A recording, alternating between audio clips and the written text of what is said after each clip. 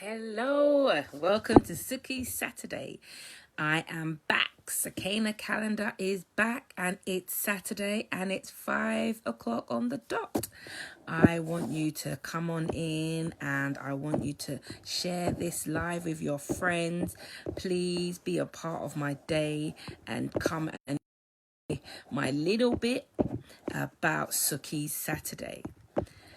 Today, if you saw the title, we're dealing how, what, where, what do you deal with when it comes to how do you deal with experiencing trauma? How do you deal with it? Last week, we touched on a few things and I said, I think we need to go a bit more deeper into that side of things. So just welcome and thank you for joining me today. I'm Sakana Calendar, aka Sukey, for Sukey Saturday. Hello. Hello, hello, hello. Hi, Meltoria. Hello, Mary. Welcome to Sukey Saturday. I'm glad to have you here with me. And today we are going to go a bit deeper. We're going to test and, understand a little bit more about dealing with trauma and the how, the what, the wheres and the whys about it. We're going to reflect and we're going to go through the last 2 weeks of Sukey Saturdays. How have you been enjoying it? I hope you've liked it. It's been an unusual experience for me, but so far I have to be obedient and I've had to continue. But I'm really, really excited about sharing with it today, sharing with you my little nugget for today on Sukey Saturday. So welcome, welcome. And I'm going to jump right in. I'm not waiting about sort of lady because everyone, I'm saying hi on the replay. I'm saying hi to all my family and friends around the world. I'm saying to my family in the UK, hello, hello. I'm glad it's blessed you. I'm really glad. Hello. Oh, hello, Nick. How are you? So one thing I want you to think about. Week one, who missed it? Who didn't see it? Week one was about what hat do you wear? Or how many hats do you wear?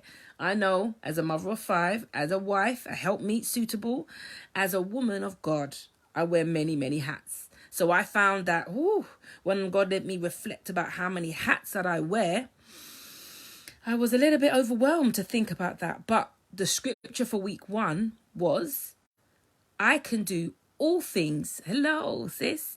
I can do all things through Christ who strengthens me. So this is a little recap. So everyone who's coming on in, thank you. I'm just having a little recap of my last 2 weeks of Sukey Saturday before I delve right into week 3. And today, whoever wasn't here last week, this is why it was a 2-week session. I touched on the diagnosis of my son's cancer diagnosis.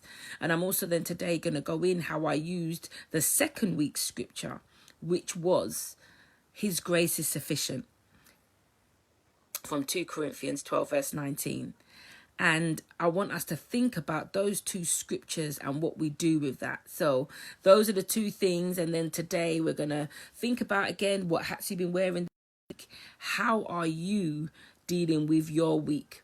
And what things have you gone on with? And also, some of you who may have been on my Facebook may have known that it was my wedding anniversary this week. And I can't not come on my Sukey Saturday without giving my lovely hubby a big hail up, because it was a lovely, unusual lockdown wedding anniversary. But I'm grateful to God to have spent it with my husband and the children.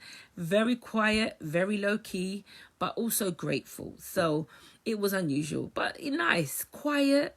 We danced in front of the TV with the kids with a song on, and it was very nice. But I'm just grateful to God to be able to do that. So that was my wife hat. What other hat did I have? Nurse, as usual. But you know what? I have to say a big shout out to all the frontline staff in London, UK, that are being amazing and dealing with the COVID-19.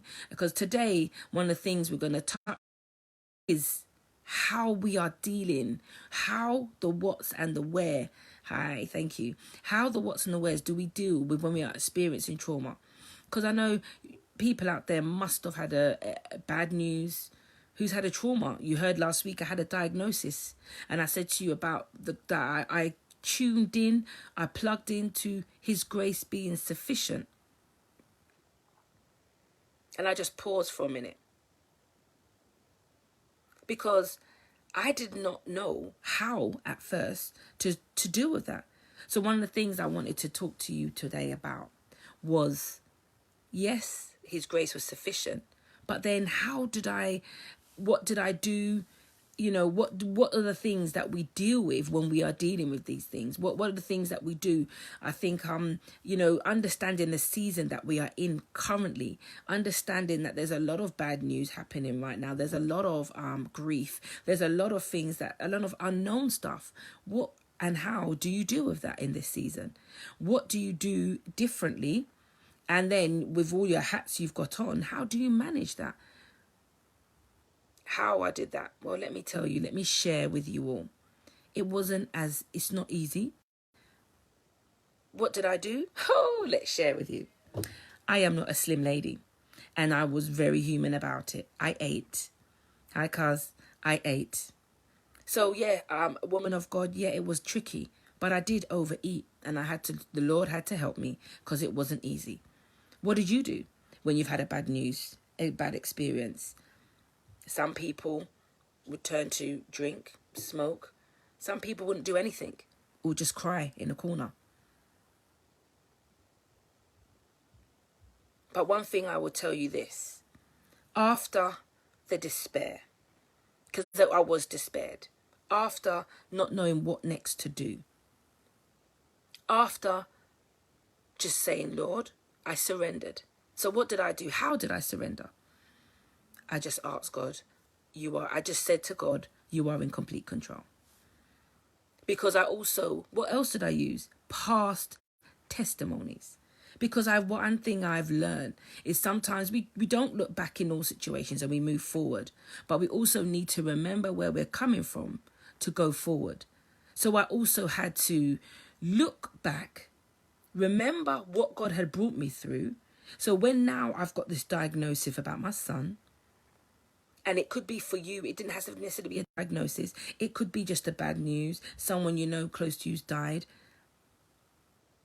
Someone close to you's not very well. Someone close to you you've just got a situation. And why I'm saying that is for you to take this, what I'm telling you, and tune it for yourself, fine tune it for you. Because you know what, we are all unique and wonderfully made.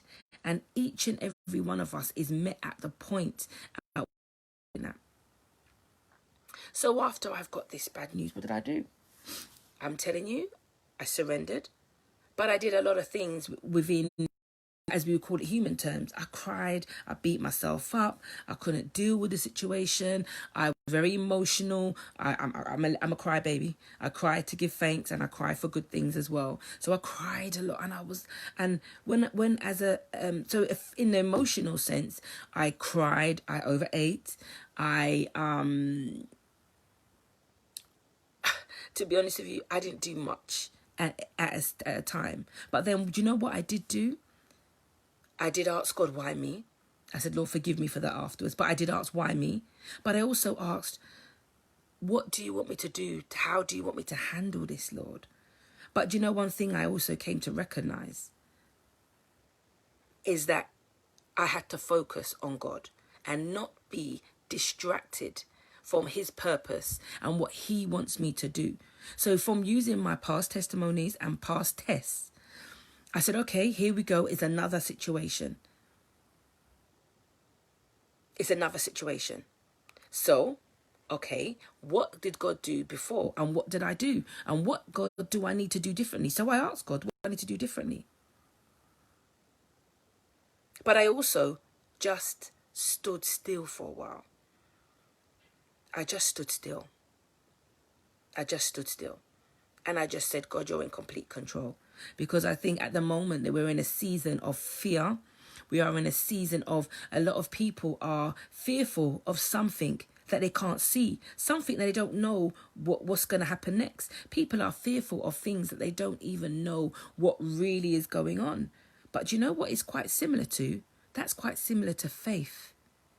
Faith is something, believing in something that you can't see. I believe in a God that I can't see, but I know he's there. But faith is also like the wind. The wind you can't see, but you can definitely feel the impact of it. And that's a bit like faith, and that's how God Jesus Christ is. You can feel the impact of him, just like the COVID-19. You can see and feel the impact of what is going on around us, but you cannot see it. And this is why I encourage you in a time that God is right there. He is near to us. More than we could even imagine right now. There's a season of change. There's no more congregations, there's no more church. We are the church right now. You and I, in your living room, wherever you may be, God will meet you at the point of where you're at. So what I'm saying to you today, yes, I dealt with the diagnosis of my trauma, but I didn't deal with it on my own. That's another point. So the how and the what was, I was in despair. I thank God for family and friends and mentors, because I also did not go through it alone. So just like with this time of isolation, we can also think of ways that we could maybe reach out to someone, yes, using social distance, so using wisdom, but we also need to think about how in a time of isolation, how in a time of how do we cope? By supporting and encouraging. As I said, I am an encourager. I am someone who definitely will give encouragement everywhere. But encouragers need encouragement. So my hats off to all the encouragers out there.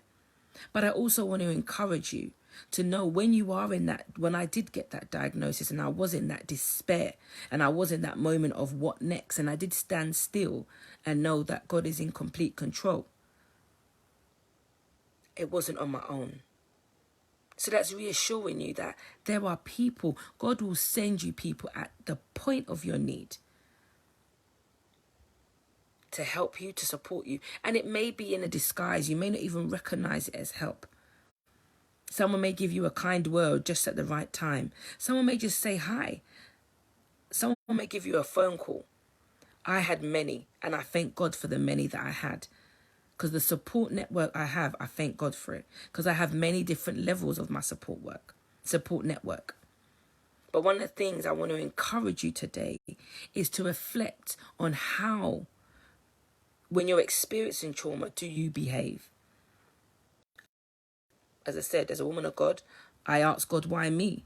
But then after, so let's think. So yes, we have the despair. We have that feeling of, oh my gosh, what next? But that was, for me, it was a temporary moment. It was temporary and it didn't last. Greetings, sis. It didn't last. But I encourage you to reflect on the two scriptures that I have been through this week. These last 2 weeks was, we can do all things through Christ who strengthens us. Last week, I encouraged you with that. His grace is sufficient.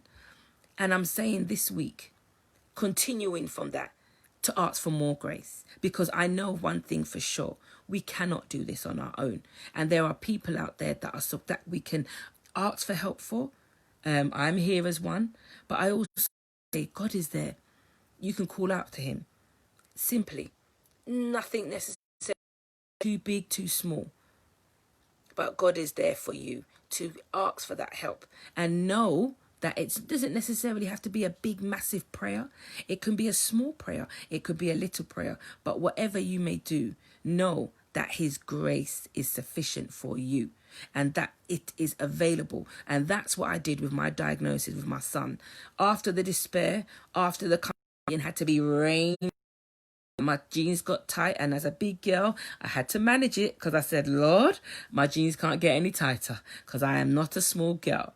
However, as I said, after all of that, more grace, Lord. You've given me grace before. You've got me through before. You've seen me through. So my testimonies, the tests that I've been through, you have got me through them before. Lord, I need you now to get me through them. I need you now. I need you. And he was there. He was there. He was there. And that is my encouragement to you all.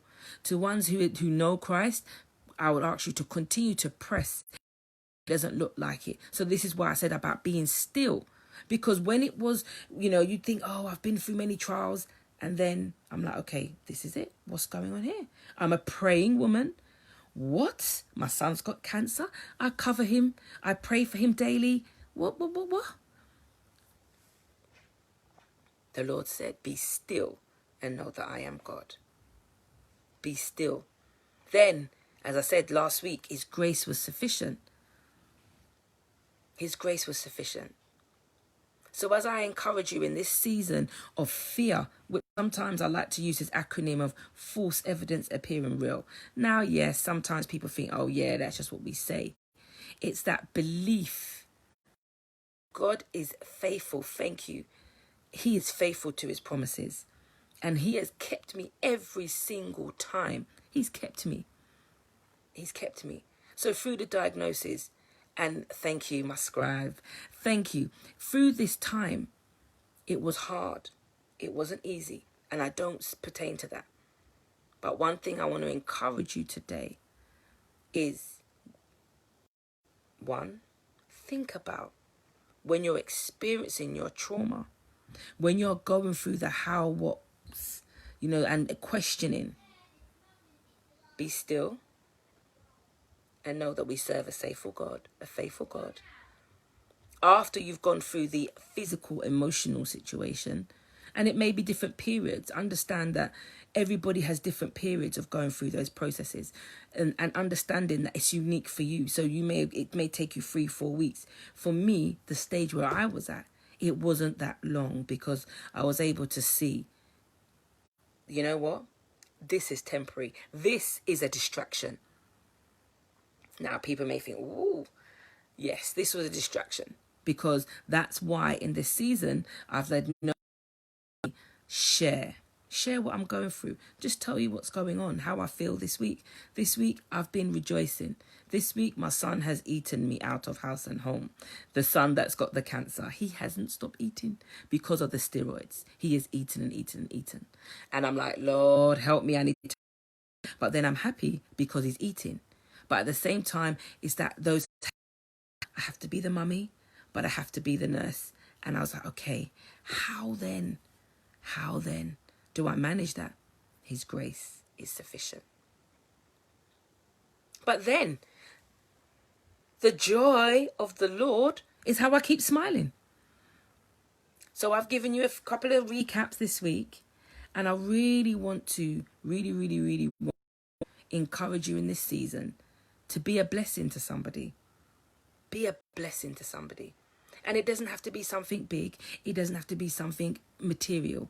It could just be a phone call. Hey, it could just be a phone call to someone to encourage them.